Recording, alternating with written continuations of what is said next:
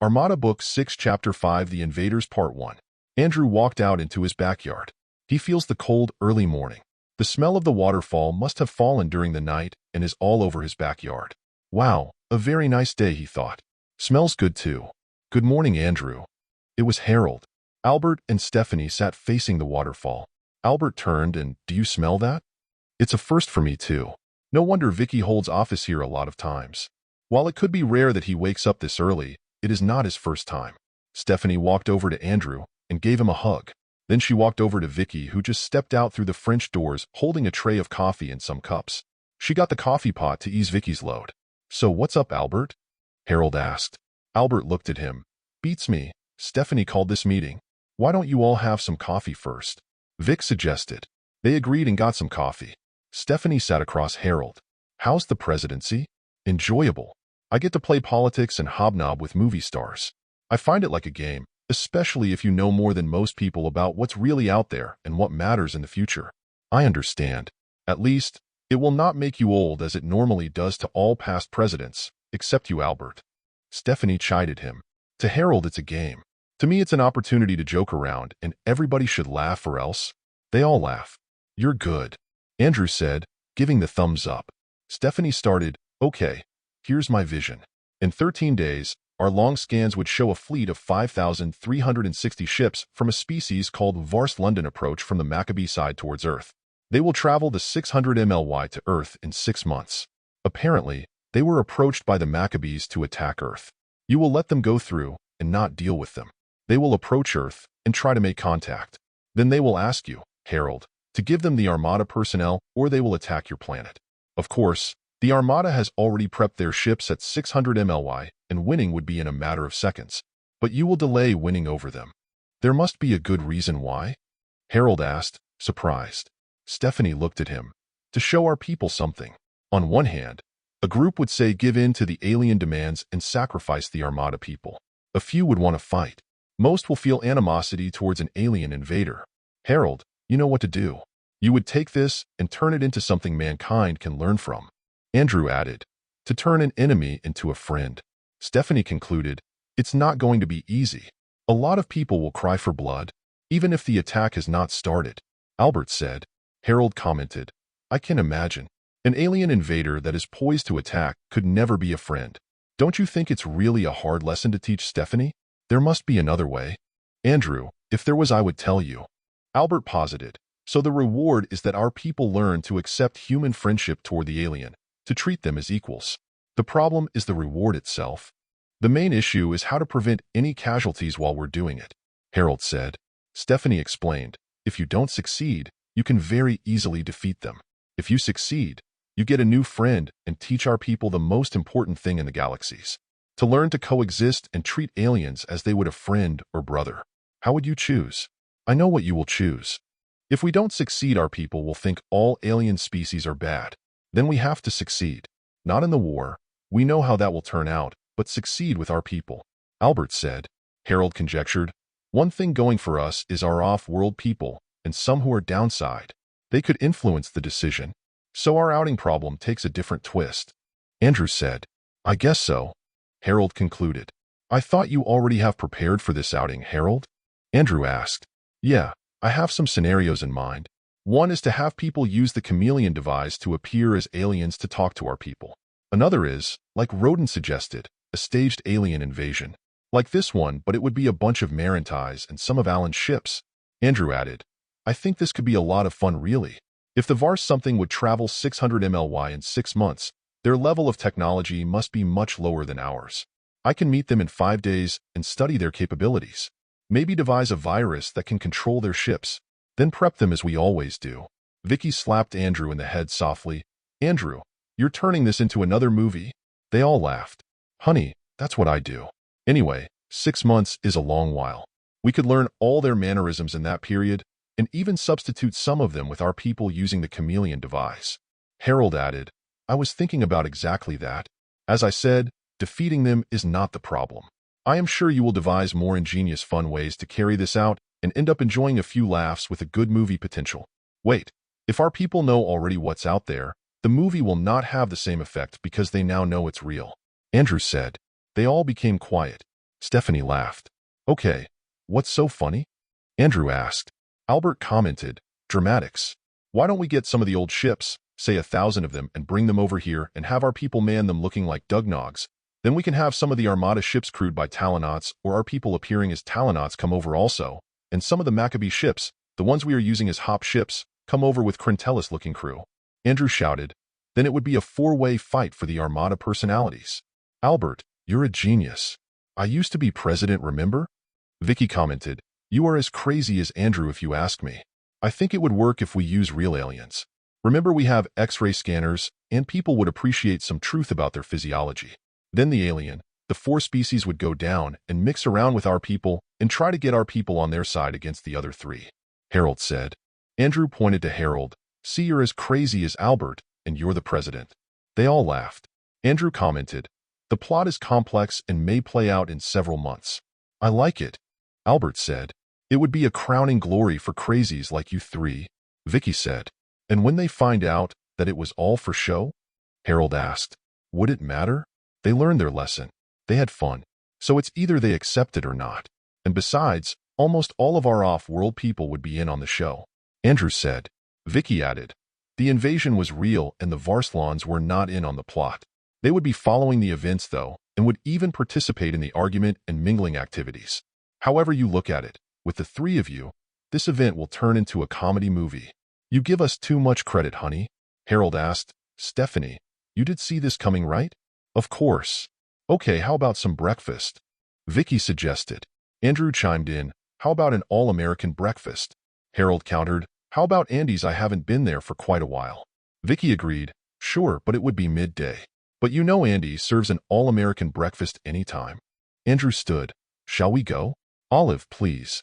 They walked out of Andy's office as they usually do, noisily. Rita immediately saw them and waved them over to one of the tables at the center of the restaurant.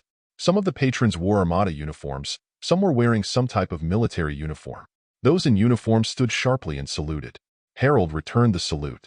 Rita embraced Vicky, then she hugged Stephanie and then Andrew, Harold, and Albert. This sudden show of affection by Rita, plus the sharp salutes, intrigued some of the patrons who looked at Andrew's group questioningly. Andrew grata, y Rita. Where's Andy? He's in the function room over there. They are having their special meeting for their recruitment operations. You guys want your usual? Sure. No point being here if you don't eat steak. Andrew said. Albert added, sure. The others nodded at Rita. Rita promptly left their group. Andrew started the meal with his meeting with the other Harolds and Alberts of the other dimensions. He told them how two Alberts monopolized the jokes for the night at Timmy's house. You should come with us one time to meet some of the Alberts and Harolds. He told the two. Before their food arrived, Andy came over and sat with them. Andy started, It's not usual that the President of the United States get to sit beside me. Harold put his arm over Andy's shoulder. I am honored to sit beside you, Andy. They all laughed. Albert asked, How's your recruiting work, Andy? Very well. To date, we have helped more than 220,000 people, which is a lot. We are pushing for higher monthly numbers because we feel there is not much time for some of the old-timers. What's holding you back? Money? Harold asked. Not money. Not people either. It's this secrecy that's keeping our performance low. We can easily double our numbers, but we risk getting found out. So we choose to be careful. Vicky looked at him. Don't worry. We are working on outing this thing. Maybe in a few months, the planet would understand. Andy commented. You have to make it as dramatic as you can. Remember, this would be the mother of all dramatic outing. You, my friend, understand how things should really be done. Albert said. They all laughed. Andy looked at Stephanie. Stephanie, do I open restaurants in the Marini capital planet? Sure, you're already well known there. Open 3 at once, but bring a lot of brandies and liquor. Andy nodded. I think we need a common director. The plays could be uncoordinated. Andrew said. Albert discussed with Andy how they intend to do this. Harold analyzed. The only uncoordinated move would come from the alien invaders. The Armada players would pretty much be coordinated via our ships.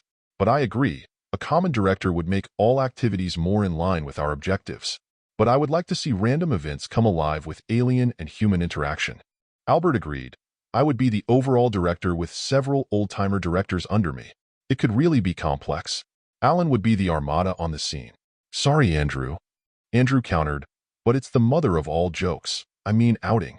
They all laughed, but Andrew was quiet, quietly thinking. Vicky held his hand. Andy continued, "We can let the alien mingle around with our people, hanging around the most common places like coffee shops, pubs, parks, restaurants, colleges, corporate meetings, and government meetings. I think we should use our old-timers as bit players too. When the Varslans see that the other aliens are mingling, they would too. I think this would be a lot of fun." "Steph?" Vicky asked. "As I said, there was no other way. It's just that the way may be painted with a lot of funny scenes." Just then Olive walked out of the office and approached their table. "What's up, Olive?" Andrew asked. "Andrew, there may be an ongoing battle between two alien groups 7BLY from here near our hop lines towards the Maccabees. We have no record of these aliens. One group has 10,000 ships while the other has 5,000 ships, and the Norsets and Bofings and the hop ships predict the 5,000 will all be destroyed. But probably not after destroying more than 9,000 of the other group's ships. Eric's group is preparing to go on your order." Andrew looked at Stephanie. "Just be nice, Andrew," she said. Andrew answered, "Well, I'm always nice, but the last time I was nice we were completely had." They all laughed. "What can I say? I can tell you what you will do, but you will do them anyway, so what is there to tell?" "Sure. A fine seer you are," Andrew said with a smirk. They all laughed. "Your command group is prepared to go in less than an hour. I guess we have time to eat. Olive, tell the hackers to start moving through the hops," Andrew said. Olive added, "They have started to beam out 30 minutes ago." Andrew nodded. They continued to eat. Then, "There is a group of press photographers getting out of 2 vehicles. They will be here in 3 minutes," Olive said. Without batting an eye, Harold touched something underneath his long sleeves, and he turned to a different man, but with facial features slightly similar to his real face. Albert did the same, although his new face was younger, but still similar to his real face. There were 10 press people who walked into the restaurant, and they immediately looked for Andrew's table. Andy stood and walked over to the group to invite them in. The group ignored Andy and went straight to Andrew's table, their cameras ready. When they stared at Harold and Albert, they knew they were not the U.S. president and U.S. past president. They all looked dejected and slowly sat at a table near them. Andy, who they snubbed a while ago, sat with them and asked what that was all about. Vicky held Andrew's hand. "Watch this, Andrew." She pointed to the press people. Andrew noticed they all became quiet and just sat there fidgeting with their equipment. The Trunnies are reading their minds, and the Crinsons are telling them that they must all go home for the day and forget this ever happened. Vicky whispered. Andrew was surprised that his wife would do this. Very aggressive action, he thought. Their tip came from one of the patrons here. That guy in green. He works for a large non-profit company aligned with Harold's enemies. A Trunty is touching him now, and the Crinson will tell him that this never happened. "It's so amazing that you actually know what your enemies are thinking and will be doing," Albert said and smiled at Andrew. "Why don't you just tell the Crinsons to do a personality change on your enemies?" Andrew asked. "Then our enemies would not look normal. If a hyena become cuddly, you'd get suspicious, right?" Harold said. Andrew nodded. "But I suspect the Crinsons made them kinder the last time we read their minds. So there, we read all their minds and we know what they have done. Some are really criminal and absolute evil. One of the congressmen even planned and executed the murder of one of his staff. Most are just greedy for money and power." Harold continued. Andy got back to his seat beside Harold. "The Trunnies are taking so much time. They seem to be having so much fun doing the mind reading," Andy said. "Andy, why don't you join the director's committee for this outing operations?" Albert said. "I think I would definitely enjoy that." "Sure, mate, count me in." After almost an hour, they were all done and they all beamed back to planet Los Angeles. Harold went back to the White House while Albert went back to the space station to assemble his director's group. Andrew beamed to his ship after kissing Adam and Vicky. Stephanie went to Edna's ship to be with her dad. At Andrew's bridge, Eric, Roger, Linda, Lasheen, Ellie, Jenny and Junie were waiting. "Hi guys, are we all ready to go?" Eric started. "Sure, boss. Gantley and Tonin will meet us at an intercept point 300 MLY from here." They decided to join since they were not doing anything. "I noticed from the operations hologram our ships have only half of our regular personnel complement." He looked at Eric, then Olive. "Yes, Andrew. Our people have moved ahead through the hops. By the time we reach the area in about a month, they should be done with their work." After 10 days, Commander Tabuda appeared to report on the progress of the operations. At the mission room, Tabuda, "The war is between two species. One is called the Antum or Antums. These are human-like creatures looking similar to the Vasitobs, but these are colored dark brown. Although some are bluish-brown and others looked greenish-brown. They have large, bulging, pointed eyes and very small noses that sometimes appear as 4 holes under the 2 eyes. A hologram of the alien appeared. Tabuda continues, the other species, called Lebbet, is more reptilian, like a cross between a Talonot and a Dugnok. Another hologram opened showing a Talonot-looking Dugnok. The head is smaller than a Talonot, and the arms have more hair than the Dugnoks. And as you can see, these creatures are almost white or dirty white. So it's a war between the browns and the whites. Andrew concluded. Eric added, a war of colors then. Ellie chimed in, or a colored war. Tabuda answered them all, yes and no. You could say it's a war between 2 colors, but the war is because these browns wanted to invade the whites, and they agreed to fight in this area but have not agreed how. I like the white uniform of the brown guys, while the white guys' metallic uniforms with dark brown accents look good too. Linda said. Let's not confuse the colors, Linda. Ellie said, and the 2 laughed. Both uniforms are so formal and sleek. Jenny commented. Like having to choose between a gun and a sword in a duel? Andrew asked. Tabuda answered, yes. The browns have more ships, but they know the white ship is more powerful than their ships, so they are trying to play it smart by avoiding open engagement where they could lose 2 to 3 of their ships to one of the whites. Eric added, and the whites are also playing it smart by not engaging. Where are their home worlds? Lachine asked. Tony's people are laying the hops to the 2 worlds. The engagement area is 200 MLY from our main hop line, but their worlds are 500 MLY away. Their galaxies are next to each other, like 130 MLY away from each other. The Anthems have 5 planets, while the Lebbets have 6. There may be more, but these are the most populated ones. We have started sending our probes around the area and further out to see the lay of the land, as far as 1.2 BLY away from their galaxies. A hologram of the 2 spiral galaxies appear with dot lights showing where their solar systems are. The 2 spirals form a bent letter L, but the end of the galaxies being 90 MLY away from the edge of the other. These 2 will collapse on each other in about 800 million years. Tabuda said. Roger exclaimed, we can't wait that long, obviously. Andrew turned to look at Roger, but did not say a word. What would you recommend our course of action be, Commander Tabuda? Eric asked. We will wait until you arrive. That's the immediate course of action. I think they are posturing to look good to the other party. They will not engage in 100 years. We sent several dozen small probes into their ships, and we have learned their language. Do they have experience in war? Lachine asked, and since they do not. No. Their data systems show they have not experienced war against another species. They did have some small engagement among their regional governments and some rebels or criminals, though. But no intergalactic head-to-head battle. You could say, they do not know what to do here. If they will not engage in 100 years, then we should just leave some drones and go home. Otherwise, this could turn into a comedy movie. Andrew said. Exactly my thoughts, boss. Roger said. No, you did not. You were thinking of joining the game. Roger said quietly, okay, you're right, I did think that way. Andrew added, but I also thought of joining the game while we're at it. Exactly what everybody is thinking. Tabuda concluded. They all laughed.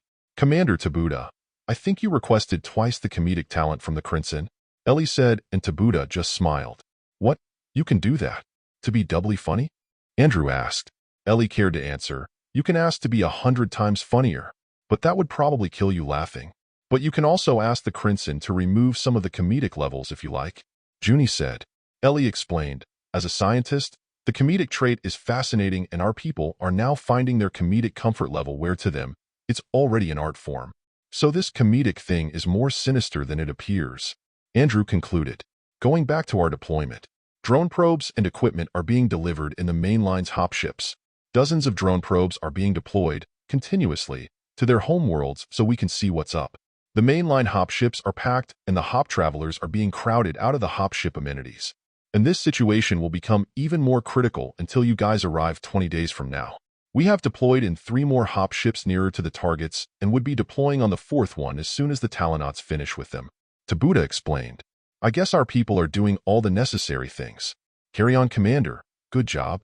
We will meet again in 10 days. Andrew said, and Tabuda disappeared. Boss, why don't I move through the hops and see what's up in the field? Linda asked. Andrew answered, sure, you may don't. I like to go. Eric said. Me too. Lachine added. I'm with Linda. Ellie said. I would like to follow and leave tomorrow. Jenny said. I'll leave with you, Jenny. Junie said. Fine. Leave me alone with Roger and Olive. Boss, I would like to go with Eric. Roger said. Sure, leave me alone with Olive. I'm going to the mess hall, Eric said. Andrew was quick and exclaimed, Okay, you all do not have to agree one by one. Let's all go. They laugh. After 5 days, Andrew, Albert wants you to attend the meeting at the space station in 10 minutes. Olive said. Andrew's hologram appeared in the main conference hall of the space station. The hall is a large room with a U-shaped table. Andrew found more than a dozen persons there. He saw Andy, Julia, and Timmy were seated beside Albert's right. Daisy and Alan were seated beside Hans, who was on Albert's left. Okay, now that Andrew's here, let me proceed and introduce the people here, Albert said. He went on to introduce the people on the left and right side of the U-table and what their background was. Andrew realized they were a mix of movie and TV directors and producers, retired leaders of the military, CIA, and FBI. There were foreign off-world leaders seated behind Albert's seats. Timmy started by giving a recap of the past 2 weeks' activities. Andrew found out that the tasks have been laid out and would involve thousands of off-world people. The heads of the various governments, through the off-world people, were contacted and briefed on the initial plans.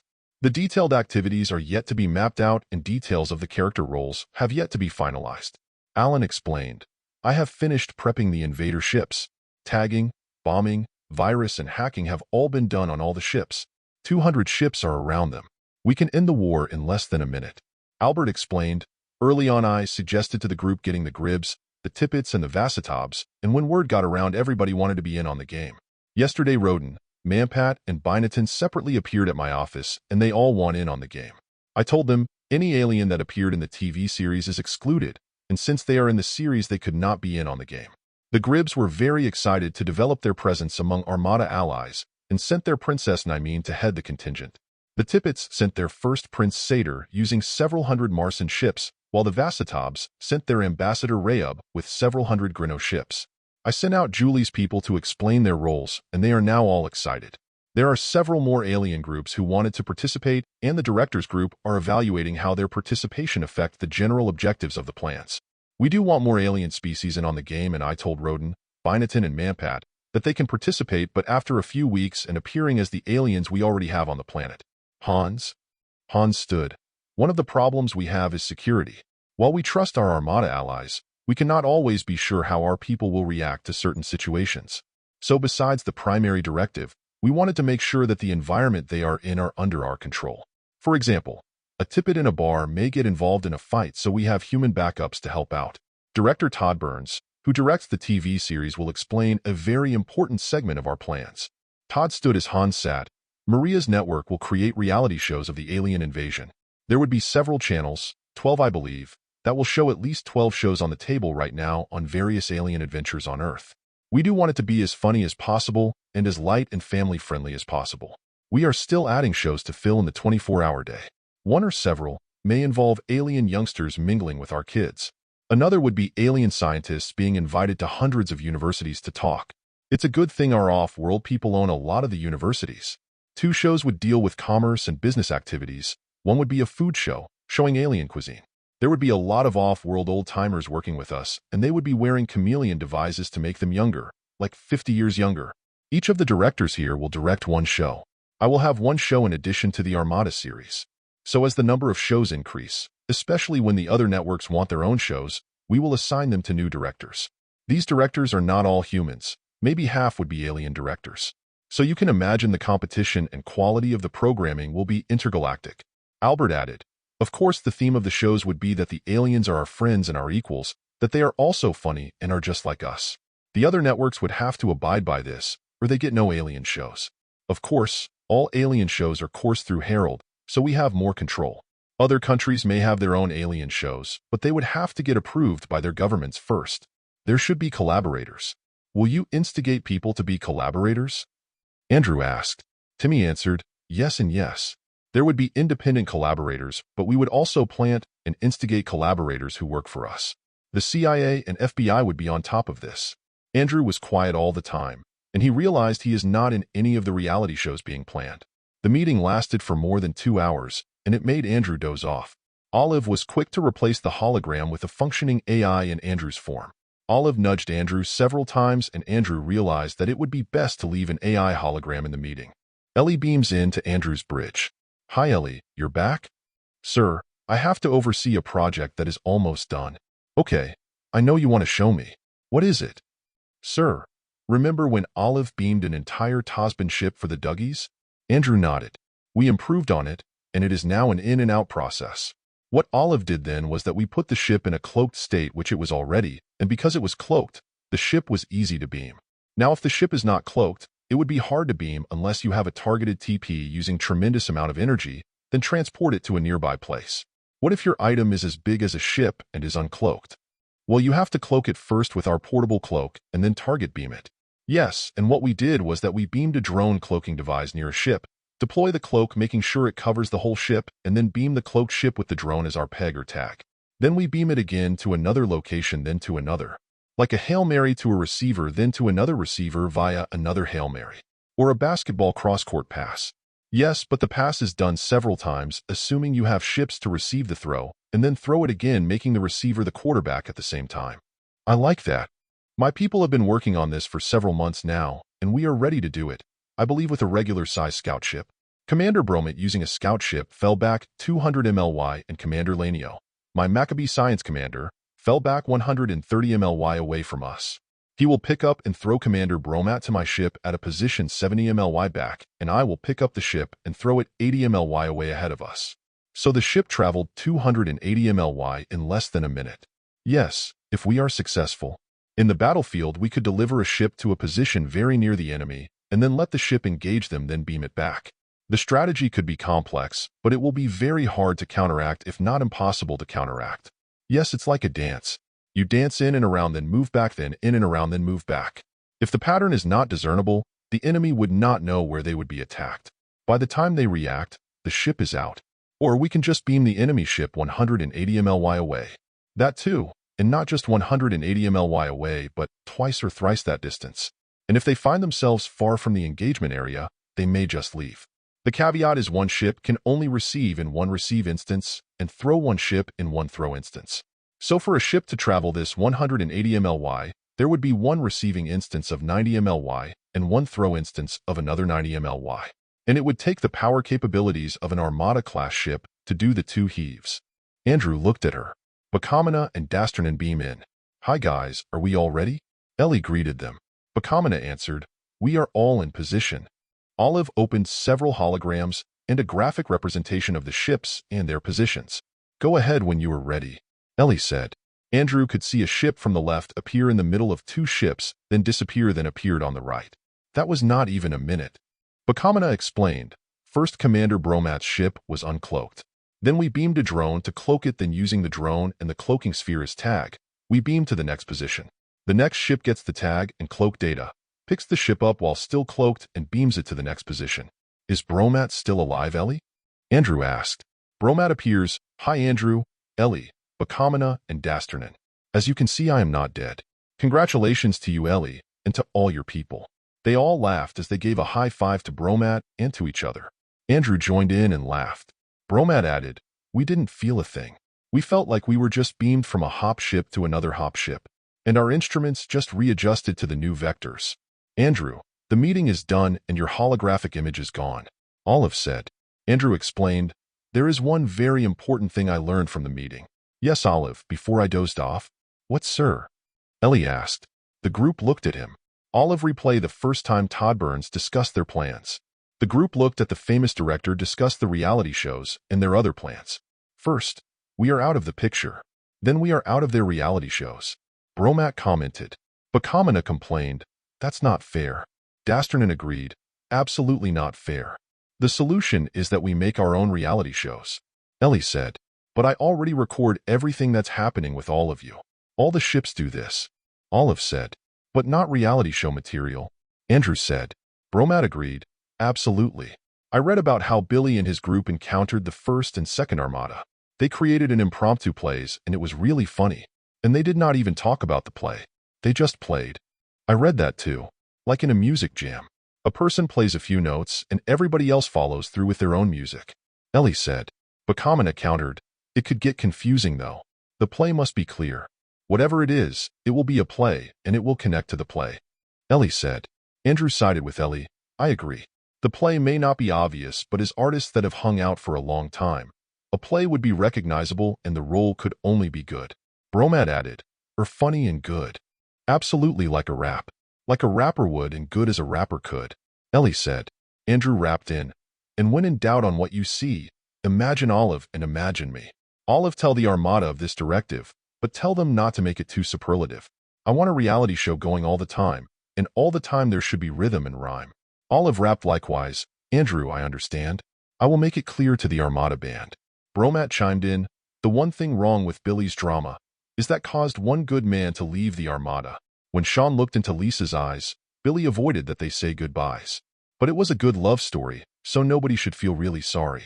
We should expect a big wedding soon. An interdimension wedding could be a boon. Now we have Ellie marrying Dr. David. A happy and sad ending dead Ellie did. This drama could never be felt more, except by the Armada to the core. I think I am rapping too long and somebody should end this with a song. Andrew noted, that was long. And this Norset rapper is a first. Ellie continued, it did sound like a song. And the rapping world just burst. Bromat looked at them and, you are both very kind, and I really don't mind. Bakamana exclaimed, we can proceed to deploy this to every ship. This will allow us to shoot from the hip. Like the quickest draw in the West, we can move our enemies from the rest. I want to increase our ship capacitors. You can see the levels are down from the monitors. I agree, the levels are down. But we are happy now, so we can't frown. Ellie rapped back. Andrew pointed. Now I have a sing-song scientist who rapped to solve the capacitor gist. Dasternan added, the Firedon I believe can equalize the load, so our ship can throw while in attack mode. Ellie was happy and, very good Dasternan, you're the man. But I agree with Bakamana's solution, and it is something you can do in collusion. Bakamana answered, I should start work on this back in my ship. The work may take longer than this trip. Andrew rapped in, wait, Bakamana, before you go. Show Olive and me a continuous throw. If there are 10 ships all in a row, what would be the fastest throw to follow? Ellie rapped at Andrew. It's so funny you can think that way. There are several, what can I say? I have a funny mind. I know you'd say. Ideas flow fast, continuous waves in a bay. Bakamana answered back, think of the throw like a continuous wheel. A circle of a heel following a toe following a heel. Ellie noted in rap, I'd say the stress on the ships will be off the charts. We have to test more before it starts. We haven't looked at Bromat's ship. This could cause our happiness to dip. Andrew concluded, I cannot imagine scientists can rap so well. I thought your labs confine you like a shell. Ellie pointed to Andrew, sir, go through the crimson so you'd know. The rap would just come blow after blow. Andrew answered back and, maybe I would, maybe not. I should get some benefit first, maybe a lot. Bromat rapped in, okay guys, I have to leave and beam out. I think I have lost in this rapping bout. He disappeared. Andrew noted, I think that's one scared Norset. He should know this bout is not a bet. Bakamana continued, I believe Ellie started this blow by blow. She's just being consistent as in a reality show. Andrew looked at Bakamana and, I believe I cannot win over an egghead. You can all go now, enough said. They all laughed and beamed out, leaving Andrew and Olive to talk to each other. I could talk like this all day. I have no problem, Andrew, if I may. You can do so, I really don't mind. But if I do so, I'll get into a bind. 2 weeks later.